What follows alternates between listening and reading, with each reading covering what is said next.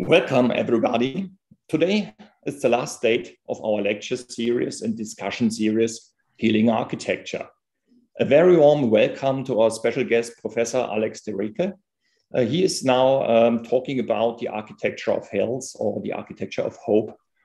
Before we start, my colleague, architectural psychologist from the Bauhaus University Weimar, will talk to you and give a short introduction.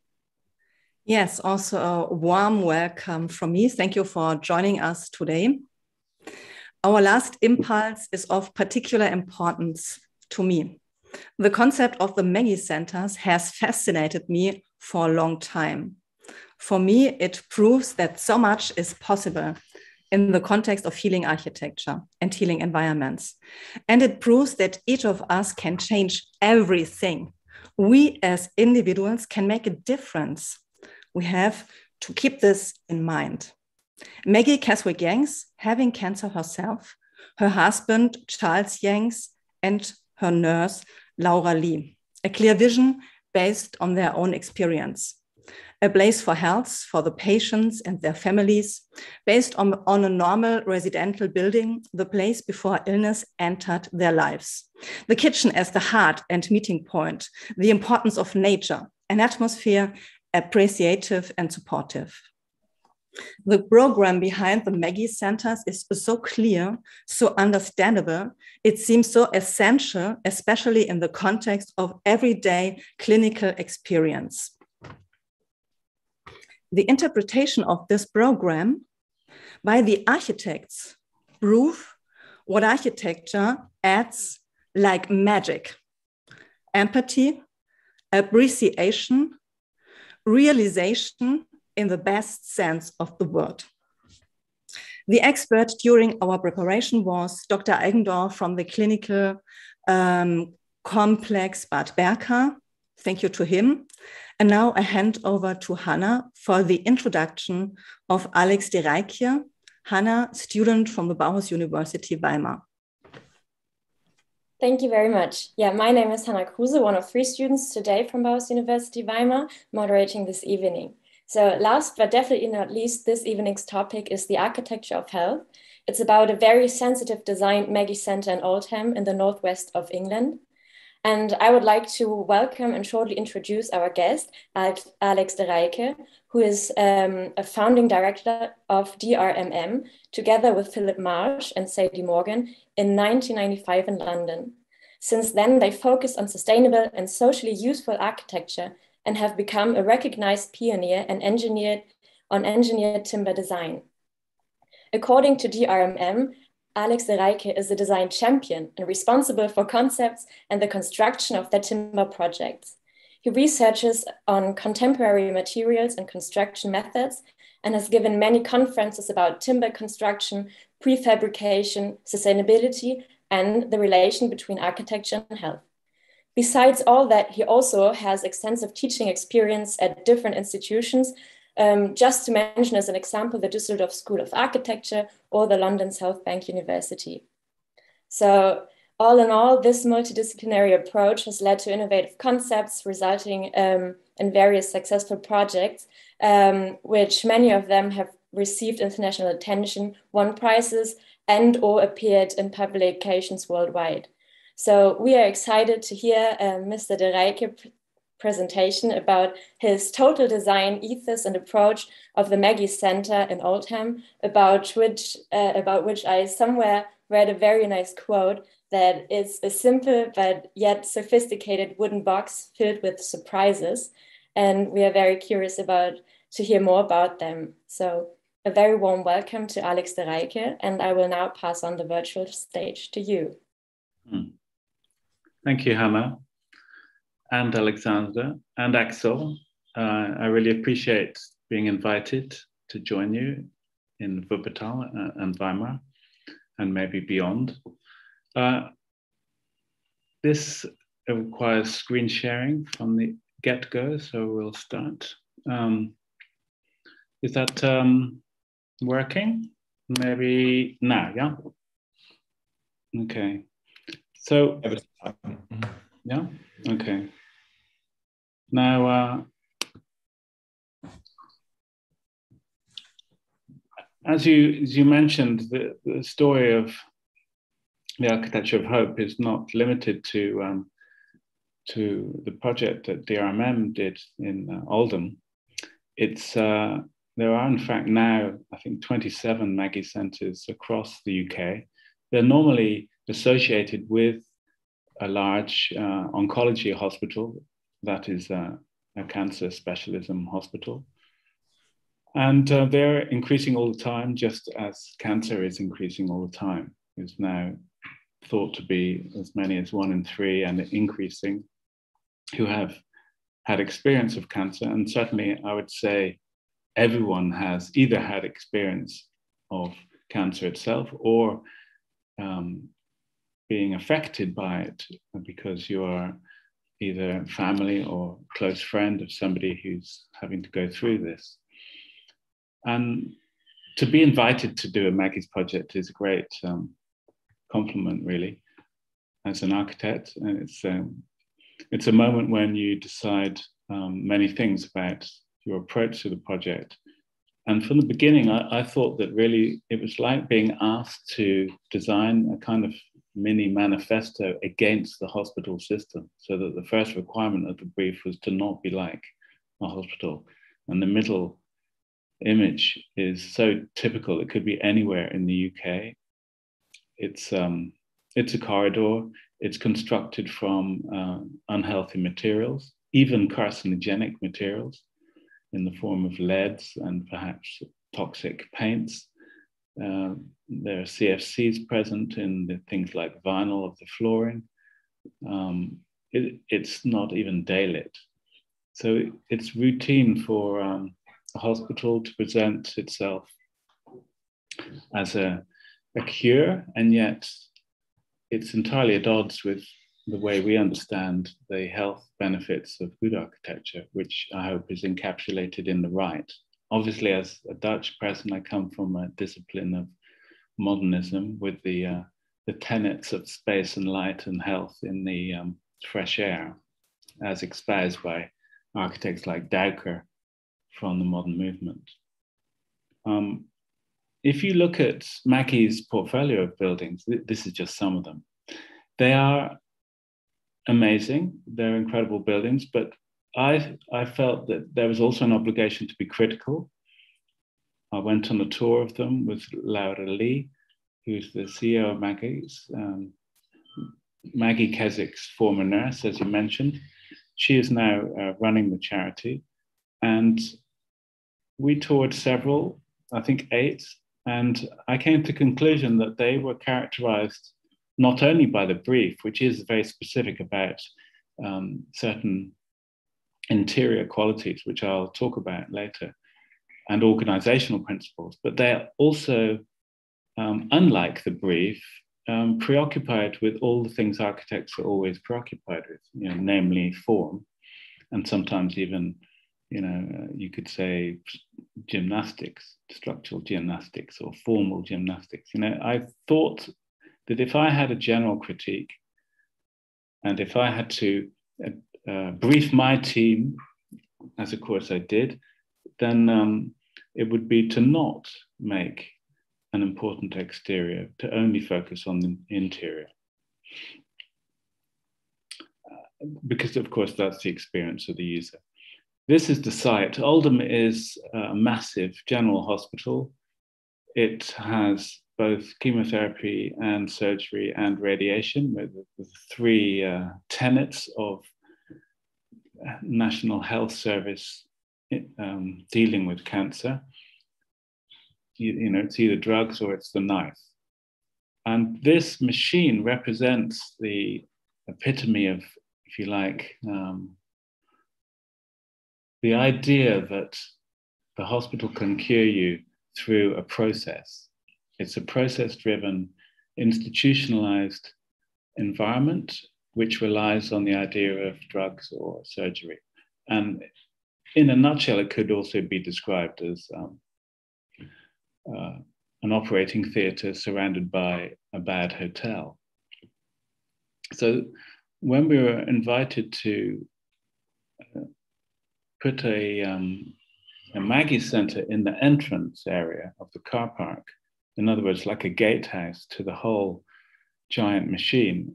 I had reservations and politely declined, and we argued eventually for a site outlined here in red, which was in fact a mortuary, which might sound like it had a bad image for a hospital, but it was a disused mortuary that had been superseded.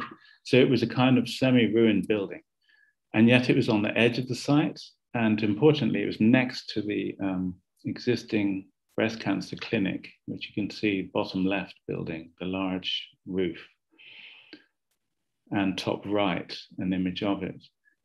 The other image shows what the hell it is for a patient to be part of this machine, this process of administration and the very heavily sequenced process of examinations, prognosis, diagnosis, and then the hell of surgery and the lack of human contact, which is so much at the heart of Maggie's position, if you like. They are a reaction to all of this. I started looking at some research into timber construction, which we've been working on since '95, really, on timber buildings. A lot of which material we got from Austria, Germany, Switzerland, Finland. And this was some research into timber classrooms, which I found very interesting and revealed how heartbeat in particular was reduced enormously in a timber classroom compared to what they call a standard classroom, which is, of course, concrete and plaster and so on. And that the activity of the vagus nerve, which protects the heart, was considerably improved as well. I mean, you might not think that children would be susceptible to heart attack, but it's the development of the nerve itself and the associated health that was the important analysis here. In addition to these benefits to heart, there were also obvious benefits to things like respiratory issues, children with asthma, and then the general atmosphere of the timber classroom being conducive to de-stressing. And this is, of course, like a forest, the thing that everyone feels when they walk into a forest. The forest is the incredible acoustics and the smell, the amazing quality of the air, the way the light is influenced by the leaves. All these things were important for me in thinking that perhaps we should just make a simple proposal that a hospital building should be wood. A wood as a hospital, or a hospital of wood. We had already at DRMM been experimenting with tulip wood, and the last image was a tulip wood forest. Tulip wood is predominantly an American export, so the UK is obviously more likely to get it than mainland Europe. And it's one of those American exports that is, it's important. It's a cheap but fast-growing hardwood. It's not a precious hardwood. It's regarded as almost a weed. It grows quickly. It's not particularly valued, and yet there is a surplus of it and a need for its benefits. And I thought, when invited, I used to be a professor at the Royal College of Art, and in that capacity, running the architecture school there, I was invited to design a landmark for what happened, an annual festival of design that happens here in London. And this became a research project into using tulip wood and making cross-laminated timber from a hardwood rather than the pine or spruce that it is normally made of in Northern Europe. So we used this American wood and produced a cross-laminated timber panel that was much lighter and stronger than normal CLT, and very beautiful. It had all the variation of grain and color that was a result of the different climates and different microclimates from which it was forested all the way up and down the east coast of the US. Same time, the concept, or a little bit later really than those experiments, the concept for Maggie's was about making an oasis for the whole hospital, not just for the Maggie's Center. And so that we would, rather than just replacing the existing old mortuary with a new cancer care center, we would try and transform it without erasing the history. We'd transform it into a garden and then reuse the ruins of the mortuary as part of the landscape, and to reuse the levels and even part of the existing service buildings on the site. So we would remove the buildings, but reuse the material, and that what we would replace would not stand on the ground, but hover in the air in order to connect at directly the same level as the existing cancer clinic, but also to provide a sheltered space, a sheltered garden that could catch the south light underneath it, high enough for the light to be able to come underneath it, and proportioned very simply on Fibonacci principles, golden section, in order to ensure that it was a very beautiful box that did not need the external manipulation that we considered to not be appropriate for the Maggie's project, rather that we would spend all of the budget on making an incredible interior. So it's a very simple box with a hole in it to let the tree through and keep nature at the center of the concept. So the plan here shows that relationship with the existing buildings. This is north-south, up and down the page, so you can understand why we put the building in the very north of the site in order to make as much sunny garden as possible. And that funny cranked ramp into the site was the existing ramp where they took trolley stretchers down, in fact. And not to try and hide this truth of the death that formerly was dealt with here, but to really override it with the pleasure of the garden and the sun, and putting a greenhouse there so that patients could get involved in the production of food, better food than the hospital was offering. And that this box was very much perceived as a kind of log cabin by the rest of the hospital. It's not a big building. It's big enough to be significant in its own power, but it reads as a pavilion really in the hospital, and one which offers an alternative discipline, not just of construction, but of organization to the rest of the hospital. You can see it's entered by a drawbridge, a little bit castle-like, very few windows on the east side to play up the idea of surprise. So you enter, you don't really know what's going to happen. You enter through this, over the bridge and through a thick wall of accommodation and into a single open plan space, which is very much conceived of as a social space. And in the center is the tree that grows through the building, a new tree. I mean, all the trees were new. There was obviously nothing existing on the site. We had to create the garden. And that open plan space is completely transparent at each end, in order that when you enter, you simultaneously see down to the ground, up to the sky through the middle, and then back to the hospital to the south and north to the horizon, which is a very important concept, which I'll show you later. So underneath you have the garden. There you can see bird houses built into the underneath of the terrace. You can see the soffit of timber. It's a very simple construction. We invented a new kind of cladding, also from tulip wood. So the whole building is, apart from the steel columns, the whole building is an essay in different ways of using the tulip wood. So externally, it's heat treated or thermally modified in order to protect it. Tulip wood that has been carefully profiled in order to let the water run off and to create this beautiful soft curtain-like cladding in which you can see no fixings, because it's tongue and grooved in order to cover each fixing so that no rust or any kind of staining can appear in the surface from any fixings.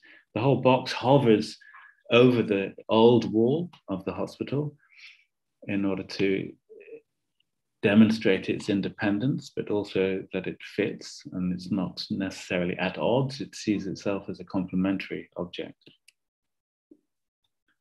And here you can see why they call it the log cabin. And I'm quite pleased about that it's not seen as a kind of pretentious addition or an exclusive or elite pavilion. It's very much a homely place that you can go. Anyone can enter at any time. You don't need an appointment. This is all part of Maggie's ethos.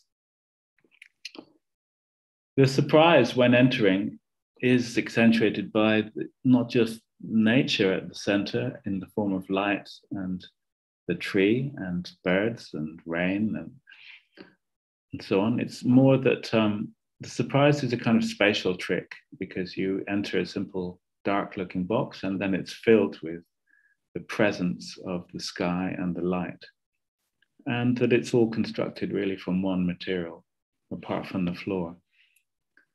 We thought very hard about the color of the floor, and in fact all the colors. Most of the colors in the interior are the color of the material itself, so nothing was painted except the doors and the floor, which are covered in this it's a kind of like a resin latex finish, which would provide a seamless and light reflective surface. And the yellow was chosen because it's not just life affirming, psychologically speaking. It's, the sun or the beach. It's not just those references. It's also that the light reflected by the color would not have a bad effect on skin tone, because people who are taking chemotherapy can look green, and people who are taking radiation treatment can look red.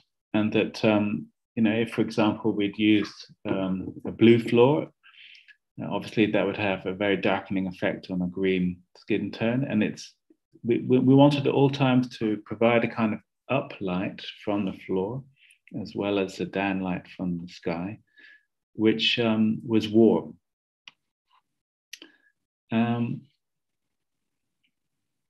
The use of the wood, I suppose, has sparked a lot of interest, because it's the first time there was a real high quality cross-laminated timber panel.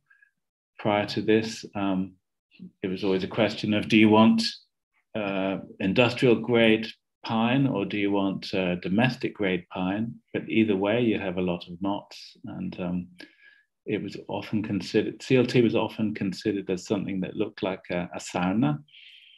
But now with this cross-laminated tulip wood, the effect and the subtlety of it was very, very much appreciated. And we did things like use wooden door handles in order to acknowledge the problem of treatments providing hypersensitivity. So, for example, if you're on a chemotherapy course, you can have what's called peripheral neuropathy, where your fingertips are hypersensitive to temperatures and surfaces. So you can't, for example, open the fridge because the door is cold and metal. So here we used all timber for all the handles for the doors and windows in order to acknowledge that, which was appreciated. So you can see underneath is lighter than you expect. It's not only a garden, but it's seen as just a place to go and talk and hang out, and I hope not smoke, which is obviously the favorite of all hospital personnel. Find somewhere where you can smoke. But it's a good space. The light works well. the garden has taken off. Obviously, it's risky trying to design and plant a garden underneath a building where there's inevitably a lot of shadow. One of the enjoyable aspects of developing the interior design concept for an open plan, which nevertheless had to be subdivided in some way. I mean, Maggie's brief indicated different rooms that could be separate, that should be separate from any kind of main kitchen space. We'd made it all one room, except for the suite of offices and toilets and consulting rooms. So in order to subdivide the main space, we invited Petra Blazer of Inside Outside, who are a fantastic company that work in both landscape design and interior design. But in this case, the invitation was to make a curtain only. And here you can see their drawings, which explore the geometry of a double-sided curtain hung as a loop in order that you can reverse it. So the space can be either silver or yellow, a transformable scheme that doesn't just transform color, but obviously also light levels. And in this case, the space itself as a freestanding, if you like, element. So here you can see the space that it works with. This is looking north at the horizon. I mentioned earlier, but that was important. And the importance really is, again, a psychological one. In the horizon, you have the idea of tomorrow, the end of the day or the start of the new day. And there's hope in that, I think. And the success, I think, of this living room space really is that you look over the houses and you look beyond to the hills, the Pennine Hills, which characterize the locale very well.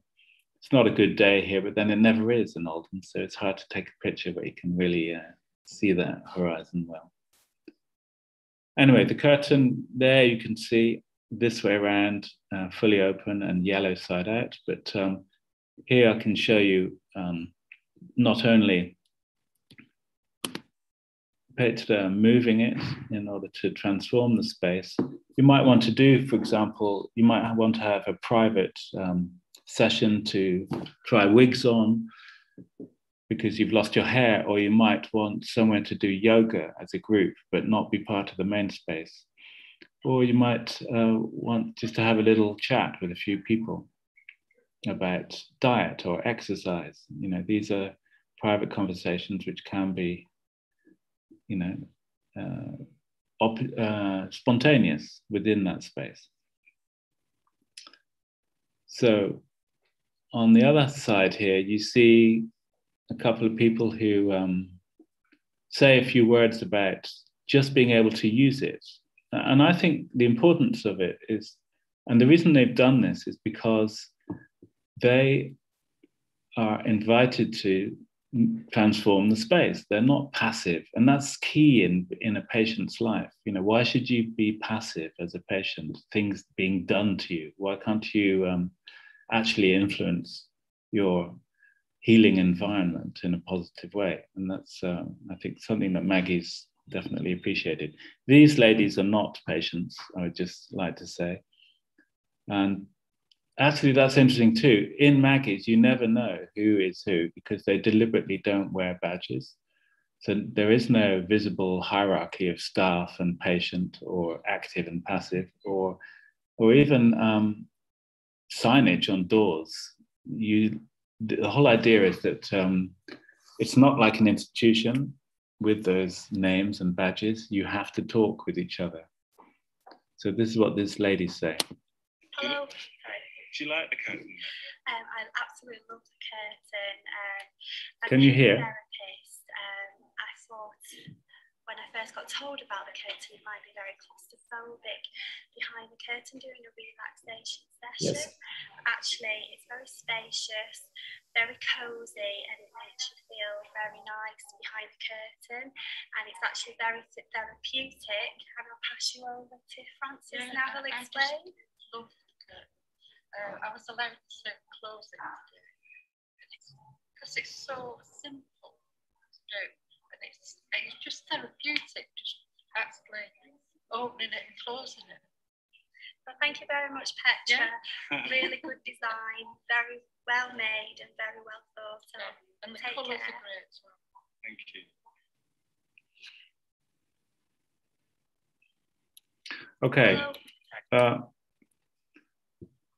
I'll finish and look forward to your questions. These last images really just show how an absence of space is seen as the presence of space. I think that's one of the transformative and surprising elements about the Maggie Centre, that the void in the middle is very much the most positive thing.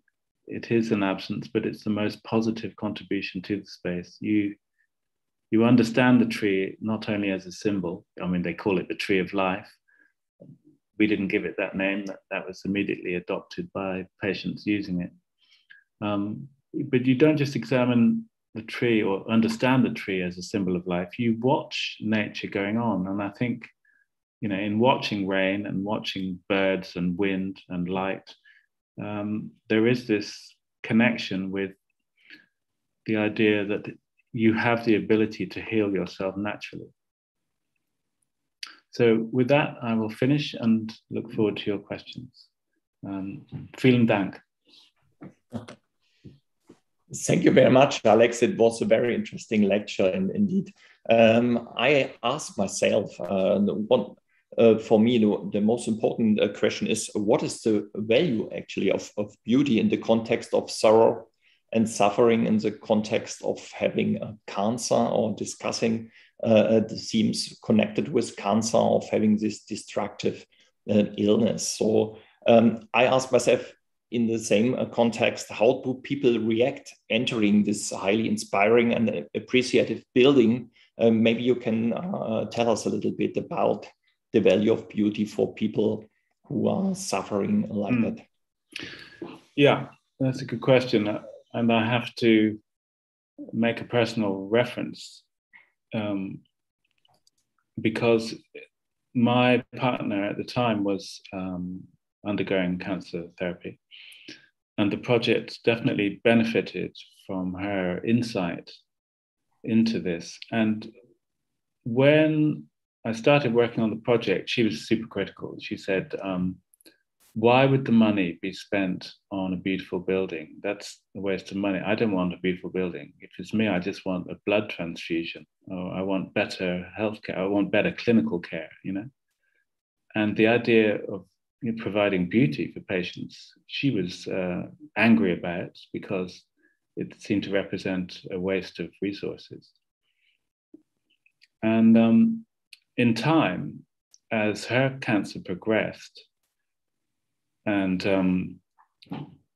the building progressed, and she did stay alive long enough to see it completed, it was remarkable how she went through a 180 on this and started to understand completely that what was often needed and deeply appreciated by cancer patients was the idea of being valued, and that you needed a treat, that you deserved good treatment, and that you know, by comparison, all the hospital was doing, apart from, you know, I'm not even going to discuss I'll try and keep the subject of beauty, right? I'm not even going to discuss the fact that the hospital, it was only offering, if you like, the science of chemicals and surgery compared to other forms of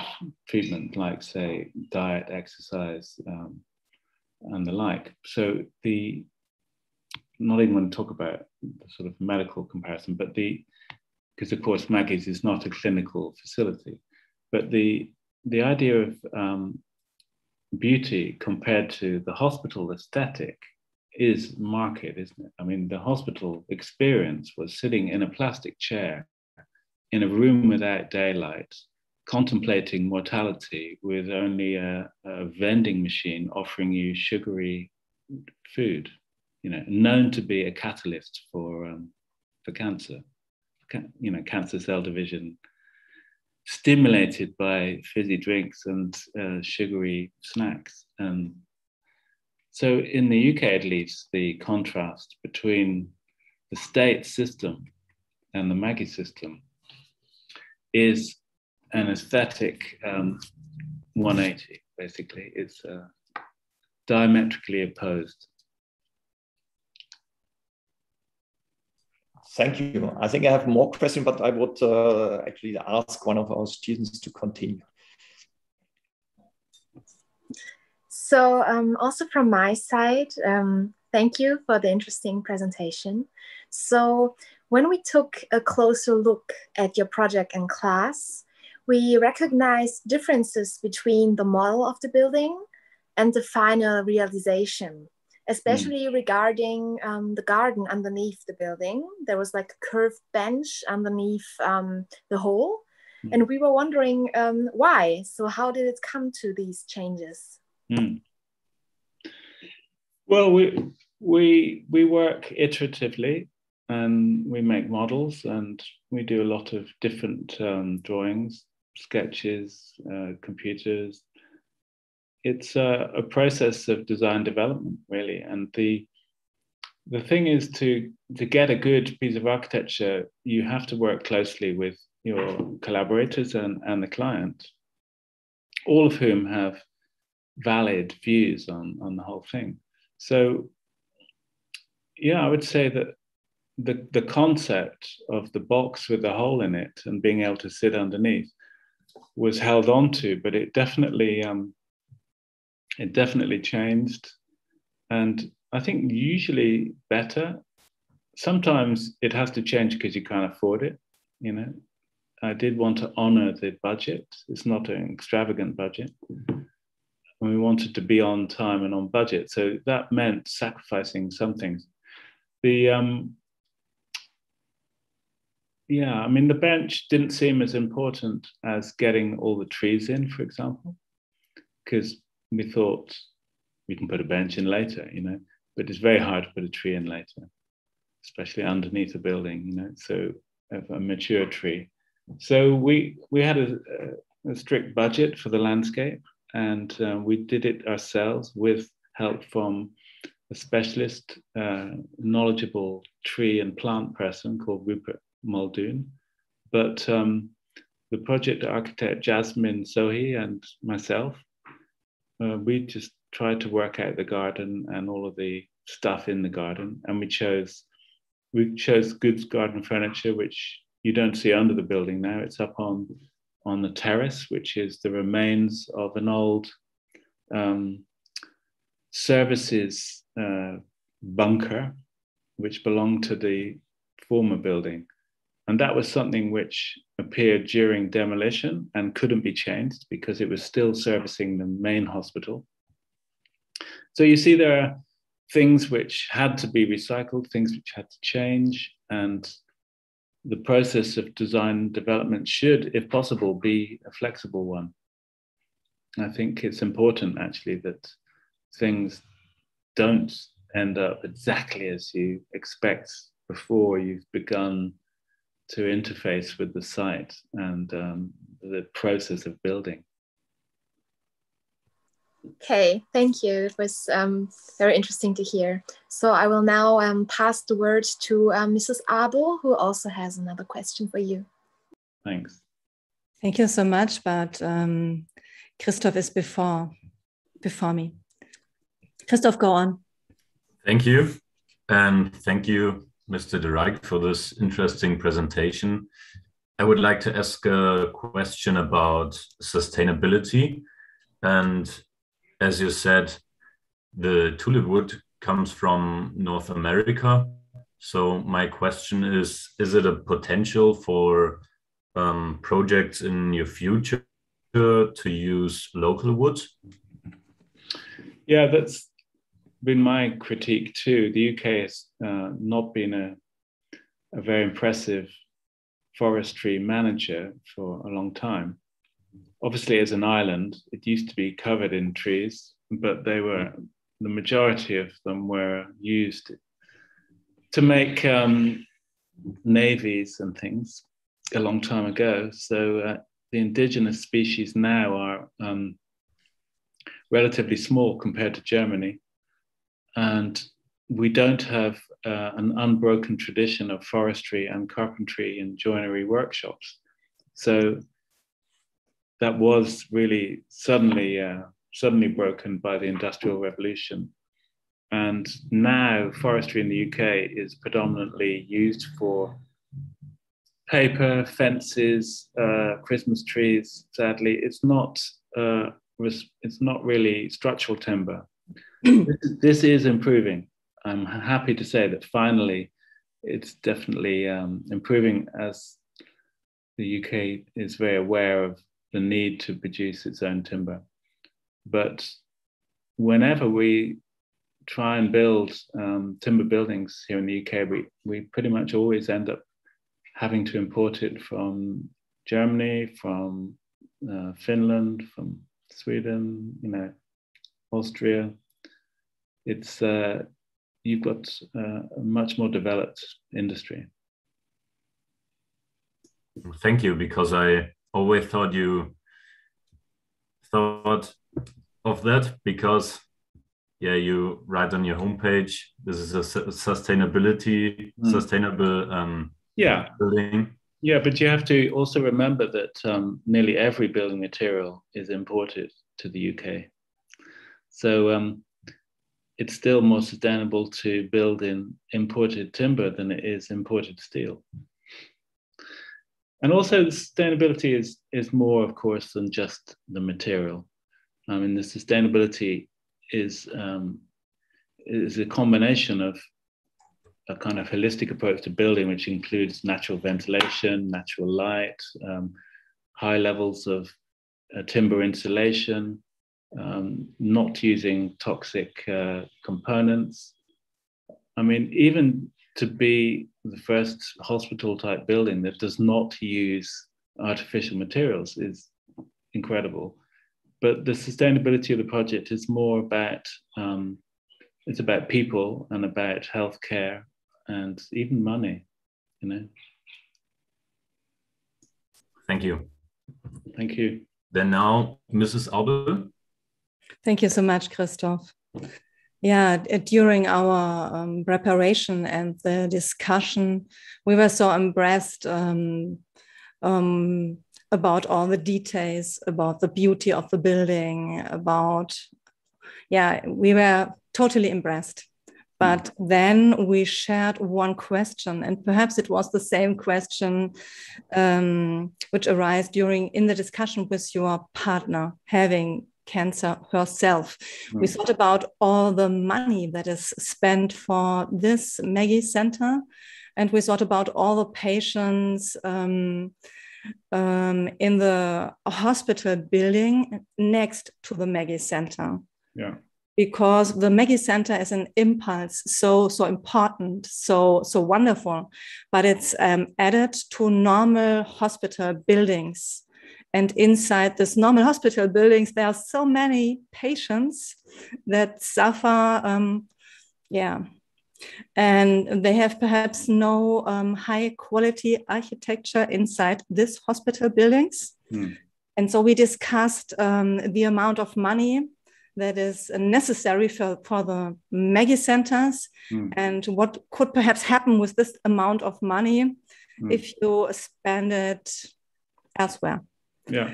And our question is, or my question is also, is there a change in the hospital building next to the Maggie Center inspired by your architecture? Yeah, it's a great question. And obviously, we tried to use the project as a way of holding up the mirror to the hospital and saying, look at yourself. I don't know if they feel critiqued or inspired and are doing anything about it. I like to think so. I like to think they now have an example of a really good environment that doesn't actually cost a lot of money. I mean, most hospital buildings cost far too much because they are seen as a kind of closed discipline. a specialized discipline. And obviously, some parts of them are extremely expensive to make because of all the clinical requirements and equipment.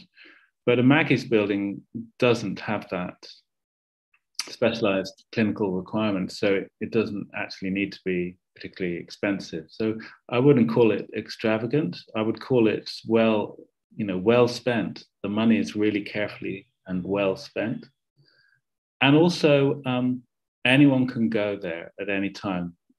You don't need to be a cancer patient to go and sit in Maggie's and talk with somebody. So it's quite clear that everyone is welcome. And I hope that, and in fact, I know that more people in the hospital do go there than cancer patients, and staff go there as well, and doctors go there to show other doctors the kind of working environment that is possible. So in that sense, yeah, it is making a change. Yeah. Related to Alexandra Abel's question, we also discussed, because you said everyone is welcome, everyone can go there, but how inclusive is the building actually? Like, because there are different stages of cancer and also different cancers. For example, if you're in a very late stage of lung cancer, then you have physical limitations. And are those people still able to go there, or is there at some point that the time comes that you're not able anymore to go to visit the Maggie's? Yeah, I mean, the important thing is that no one is denied access, and it's up to the individual if they want to go there or not. It's not, you're not sent there as part of your referral process through, a talk with a doctor and a recommendation. You go there on a voluntary basis. So if you feel well enough, then you go.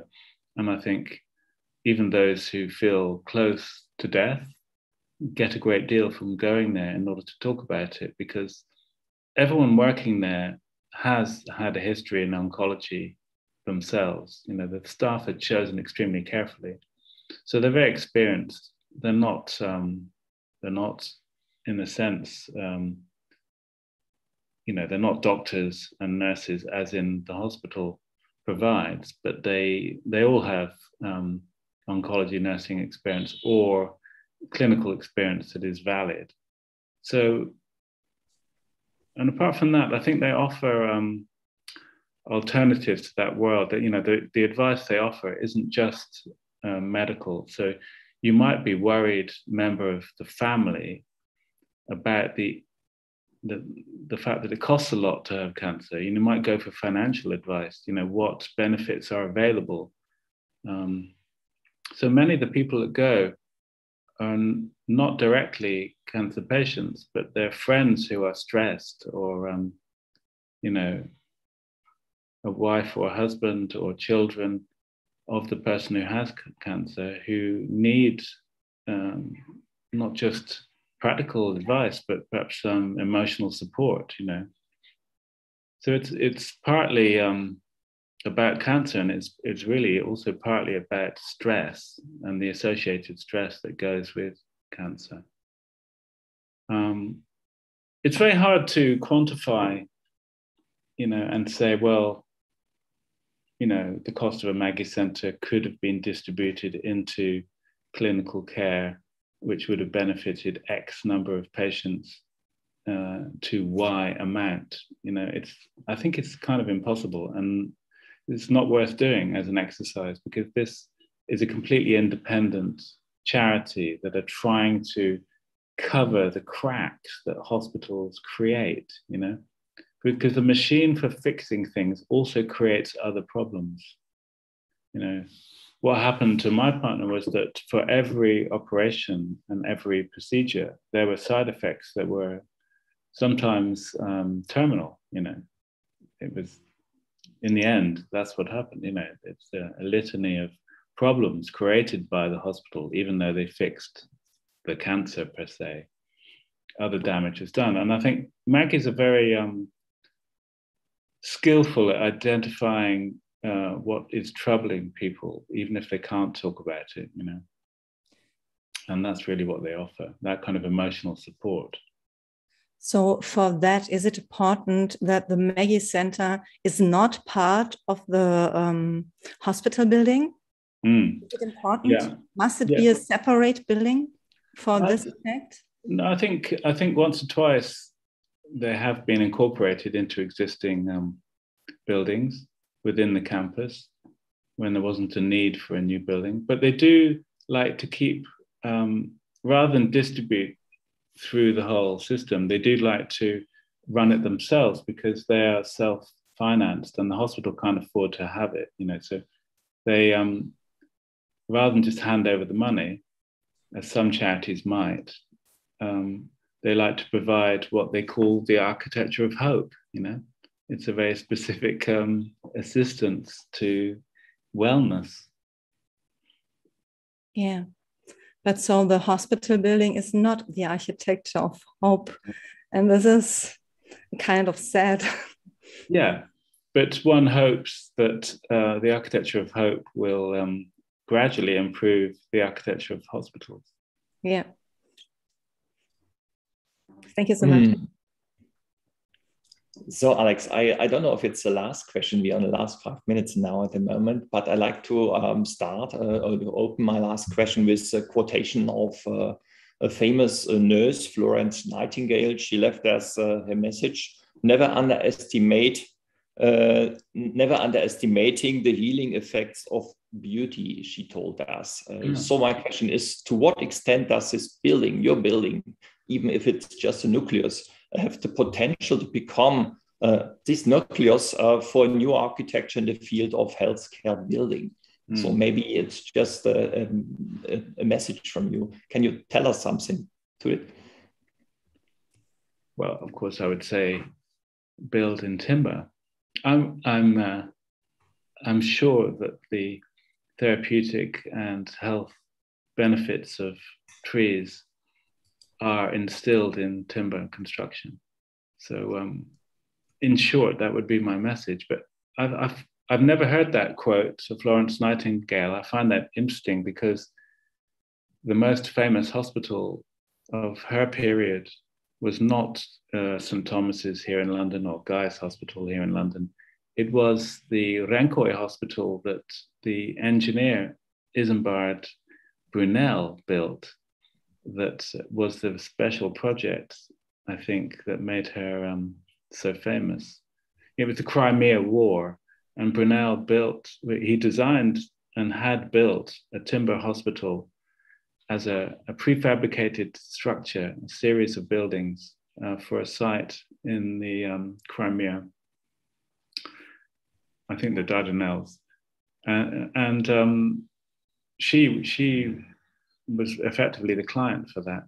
So I find your quote particularly interesting. So thank you. Yeah, thank you very much, Alex. Thank you very much, our team. Now we reached the end of our lecture series. You did the last lecture. We had the last talk today. I like really to say you inspired us, I think, with your building, even if it's not a large hospital. It's a very, very inspiring building. And if we want to talk about what the architecture can change, then I think we like to show your building as an example. So thank you very much. Many more people will actually viewing this lecture then in YouTube afterwards. So we record everything, and then maybe we ask you afterwards if you want to do a review and want to talk about the whole thing. Then we come up and we'll contact you again. Thank you very much for the moment. Thank you very much, everybody, and bye-bye for the moment.